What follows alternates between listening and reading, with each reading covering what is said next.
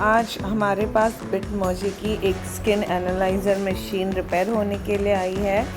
इसमें प्रॉब्लम ये आ रही है कि इसका सॉफ्टवेयर वर्क नहीं कर रहा है। आज हमारे जो सर्विस डिपार्टमेंट के लोग हैं उन्होंने ये मशीन का पूरा R&D किया और पता ये चला कि इसमें सॉफ्टवेयर अपडेट करना पड़ेगा, इसमें सॉफ्टवेयर का प्रॉब्लम है। तो उन्होंने सारी मशीन खोल के उसके each and every spare part को चेक किया, उसका सॉफ्टवेयर अपडेट किया, सारी मशीन की वायरिंग को प्रॉपर लगा के अब ये मशीन रेडी टू यूज़ है। अब आप देख सकते हैं किस तरह से ये मशीन कम्प्लीटली प्रॉपरली काम कर रही है और ये सारा एनालाइजेशन भी प्रॉपर दे रही है।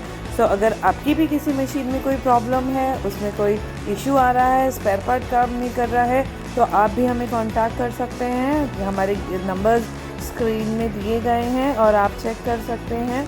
ये मशीन अब प्रॉपरली काम कर सकती है। हमारा नंबर है 9967710146। So you can contact total supply for any service related issue. We are there to help you out.